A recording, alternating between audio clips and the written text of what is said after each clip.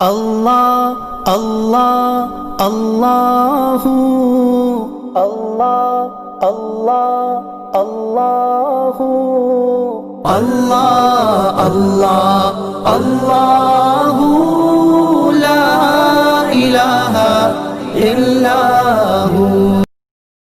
بسم اللہ الرحمن الرحیم، الحمد للہ رب العالمین والصلاة والسلام علی سید المرسلین وخاتم النبیین محمد وآلہ واصحابہ اجمعین، اما بعد فاعوذ باللہ من الشیطان الرجیم، کلوا واشربوا ولا تسرفوا، صدق اللہ العظیم۔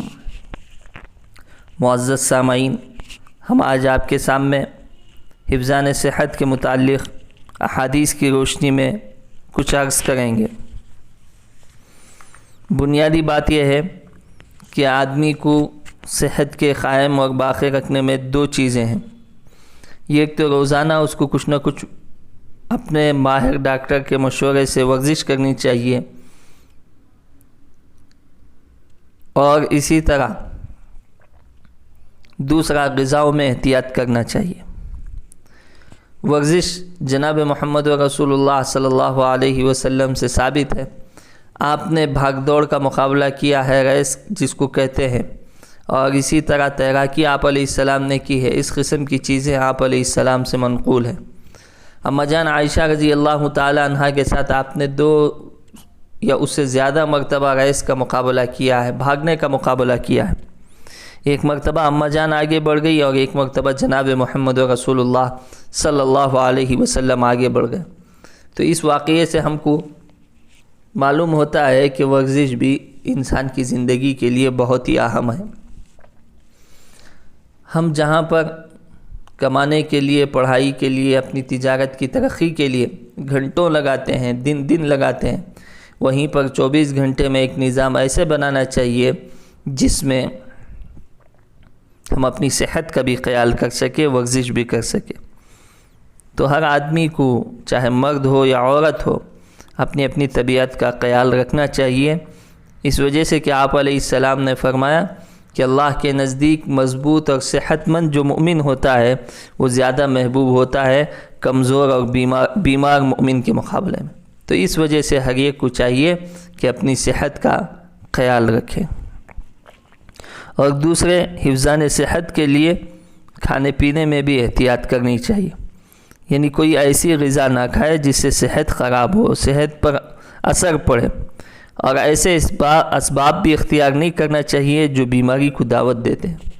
اللہ نے قرآن مجید میں ارشاد فرمایا، کلوا واشربوا ولا تسرفوا، کھاؤ اور پیو اور حد سے مت نکلو۔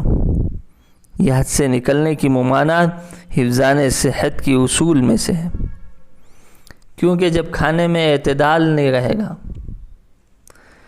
اور آدمی پیٹ بھر کے کھانے کا عادی ہو جائے گا تو طرح طرح کی بیماریاں پیدا ہو جائیں گی۔ ایک مرتبہ آپ علیہ السلام کے زمانے میں ایک طبیب مطب کھولا، مدینے میں کلینک کھولا، کئی دن اس کے پاس پیشنٹ نہیں آئے۔ وہ آپ علیہ السلام کی خدمت میں پہنچا تو آپ علیہ السلام نے فرمایا کہ دیکھو، یہ جو صحابہ ہیں، یہاں کے جو لوگ ہیں، بھوک لگنے پہ کھانا کھاتے ہیں، جب بھوک باقی رہتی ہے تو چھوڑ دیتے۔ تو اس نے کہا کہ یہاں تو کوئی شخص بیمار ہی نہیں ہوگا۔ یہ اصول ہیں حفظان صحت کے۔ اور اسی طرح آدمی کو پرہیز بھی کرنا چاہیے۔ پرہیز بھی انتہائی ضروری ہے۔ مثال کے طور پر ٹھنڈی چیزیں زیادہ استعمال نہیں کرنا چاہیے، جیسے سردی کے موسم میں امرود، جام اور اسی طرح جامن جو سرد ہوتے ہیں وہ زیادہ استعمال نہیں کرنا چاہیے۔ اپنی طبیعت کے جو موافق آتے ہیں وہی چیزیں استعمال کرنی چاہیے۔ آپ علیہ السلام سے بھی منقول ہے، آپ نے کچا یا پھیکا خربوزہ کھجور کے ساتھ نوش فرمایا، پھر فرمایا اس کی خاصیت ٹھنڈی ہے اور اس کی خاصیت کھجور کی گرم ہے۔ تو دونوں چیزوں کو استعمال کرنے سے ملا کر اعتدال رہتا ہے، ورنہ یا تو بدن میں سردی آ جاتی ہے یا تو گرمی آ جاتی ہے، دونوں بھی نقصان دہ ہیں۔ اسی قسم کا ایک واقعہ ام المنذر انصاریہ رضی اللہ تعالی عنہ کے مکان میں پیش آتا ہے۔ آپ علیہ السلام وہاں پر تشریف رکھتے ہیں، وہاں پر کھجور کے خوشے لٹک رہے تھے۔ آپ علیہ السلام نے کھجوریں کھانا شروع کی تو حضرت علی رضی اللہ تعالیٰ عنہ بھی آپ کے ساتھ کھانے لگے۔ آپ علیہ السلام نے فرمایا علی رک جاؤ، تم ابھی بیماری سے اٹھے ہو، یعنی تمہارے لیے یہ کھجوریں نقصان دہ ہیں۔ حضرت علی رضی اللہ تعالیٰ عنہ بیٹھ گئے اور آپ علیہ السلام کھاتے رہے۔